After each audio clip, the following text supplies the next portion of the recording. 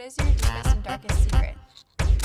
Oh, these are I'm just kidding. I'm just kidding. I'm just kidding. Okay. What are 3 words that describe who you are? I am driven, creative, and bold. Love it. What does a typical day in your week look like? I wake up, I sit with my 3 dogs. We have a great talk. I go to work for about 8 hours in my studio, so I'm playing with hair all day. And then I go home and I like to do dinner and tea with my husband and my dogs. It's a very simple thing, but That's so sweet. I love it. How did you first become interested in beauty? I became interested in beauty because I loved going to concerts and shows, and when you go, everybody's got this wild hair, and it was just so cool to me, and I was like, I need that hair. So I started doing it on myself in my bathroom, and somehow I'm sitting here as a part of Sally Crew, so it found its way around. Wow. All right, what are the 3 beauty products you just can't live without? 3 beauty products I can't live without. I would say a heat protectant, because I've lived through the damage of that, not having one. A conditioner, and a bonding product, because a bonding product is newer technology, and that has saved my hair from breaking off on the ends as it's growing out. It's allowed me to grow my hair. I'm obsessed with it. What's one beauty secret you've never told anyone? I would say something weird that I did that should remain a secret, but I guess it won't now, is that I've once followed one of those Pinterest things where you put mayonnaise all over your head to try and moisturize your hair. I've seen this before. Does it work? No, Okay. Absolutely not. Cut your hair. Stop mixing things. What product is an oldie but still a goodie? Oldie but a goodie. I would actually say, I enjoy a heat styling tool when used correctly, because hair color always looks better when you have it styled and you're showcasing it the right way. And I think that's also where hair color can get left behind, because if we're not showcasing it right, sometimes it can kind of look a little messy or undone and not in the right way that we want, so presenting it in the right way. And curling irons have been around for a long time, but man, if they don't smooth out your hair and make it look cute. What is your worst beauty experience or any DIY disaster? I have plenty. I'm gonna share one. One time I went last minute to get my hair done. I wasn't used to going to salons, and I just wanted somebody else to do it really quickly.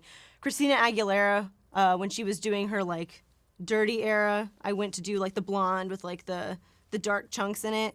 I ended up receiving 5 maybe yay big black chunks just on the top of my head, as if a circus tent. Oh, fun. And I didn't look like Christina Aguilera, believe it or not, no. And it was awful. How would you describe your unique beauty style?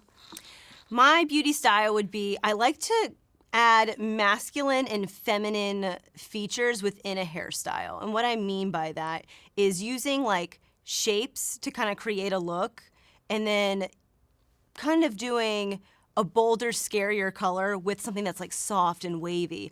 I think it's stunning, it captures your eye, and it never gets old to me. There's always a new way to do something. I like it, the mashup. Are there any beauty rules or stereotypes that bother you? Plenty. I think stereotypes are dangerous in general, but I will say I think a lot of times people associate shorter hair with being less feminine, and I disagree. I think there are plenty of feminine styles that can be short just as well as masculine styles can be longer, and I think that all needs to go. Do you avoid certain ingredients in your beauty products? I avoid sulfates and parabens because they dry out your hair, and also a lot of times when there's sulfates added to your shampoos, that's what makes them sud up, and a lot of people think you can't get your hair clean unless your shampoo suds up, and that's not the case. In fact, a paraben is a lot of times is what's making it sud up so well. So if you get a nice shampoo and it doesn't sud up, that's okay. It's a good sign.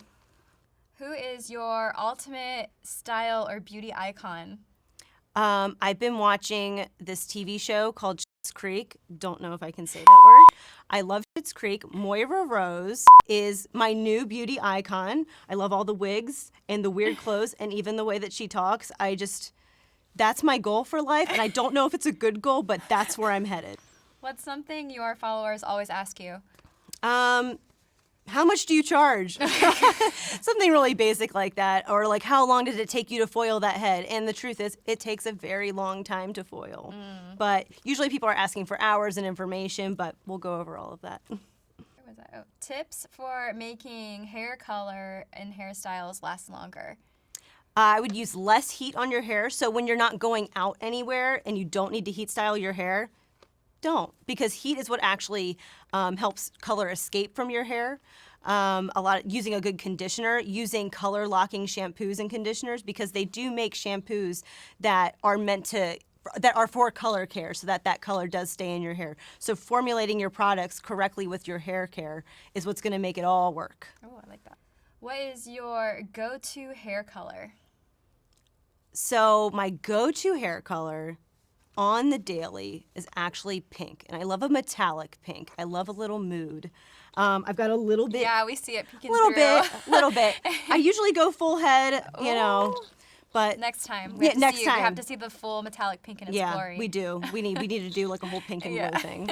What is your typical hair care routine, and what order do you use the products, and how often do you wash your hair? I wash my hair as little as possible. Right now, it's probably down to like once or twice a week. Okay. When I'm more blonde, I feel like the oil absorbs in my hair a little bit more. When my root starts to come in, I'm brunette naturally, and I feel like that's when I need to start washing a little bit more. And then my hair care routine would be, I'm always using color-safe shampoos, conditioners. Like you said, a leave-in conditioner would be great, a heat protectant. And if I can, I'll let my hair air dry, but if I'm gonna style it, then I will blow dry it and then I'll style it. Once a week, I'll also use that bond building product that I love, just because anytime you're using a bond builder, that's gonna keep your hair on your head, fill in all of those little breakage points in your hair so that you're not losing hair. All right, how do you prevent hair damage and deal with split ends? I know exactly how to deal with split ends, and let me tell you, to know cut this. your hair. There is no magical elixir. Cut your ends. If they look like they're super damaged, cut them off. No one wants to hear that, but it's true. It is true, and the truth is, if you don't cut your split ends, they will begin splitting up your head even higher, and then guess what? You either get a chemical cut or you have to cut your hair even shorter, so just keep up with those trims. But I'll tell you this, if you got split ends, you know it. You look down and it looks like a broom. If your hair looks like a broom, cut your hair. Okay, what's in your purse, the beauty products you always have on the go? I would say a mini texture spray sometimes, just because I can make my hair bigger if there is something. Oh, that's a good one. Yeah, just because you can just kind of fluff it up. And the thing I love about a texture spray as opposed to a hairspray is a hairspray kind of adds a stickiness to your hair. A texture spray acts more like a dry shampoo in the sense that you're getting more volume and you're getting a little grit, so you get more style with it. I think it's super versatile, so that's an easier one to have on you without worrying about like, oh, I stuck my hair this way and I can't get it to move now. So texture spray over hairspray in a tiny little travel. Okay, what's something you wish you knew at the start of your beauty journey? I wish I knew that it's okay to make mistakes. Whenever you're even doing your own hair or other people's hair, I think we feel really down and hard on ourselves when something doesn't turn out the way we think it will. But the truth is, as a professional, we mess up. Professionals mess up all the time. So it's okay to mess up a little. Just know how to correct it. And whenever you go through that experience, you can fix it. And then you know, and then you're better for the next time that you do your hair. So don't give up after one try. All right, what inspires you or makes you feel confident?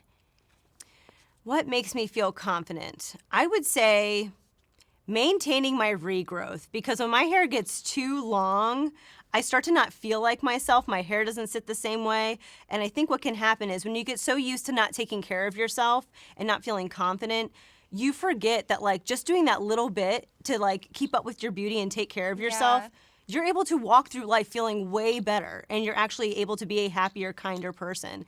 And it sounds crazy, but the way you feel about yourself and how that's expressed on the outside has a lot to do with how you're presenting yourself and how you feel. So I think it's important to keep up with those things. And I think whether it's a root touch-up for somebody, just covering their grays, or doing a huge, vivid color, if that's what makes you feel good, keep up with it. Do it, because that's where the confidence sits, and that's how you're able to get through life. All right, what does beauty mean to you?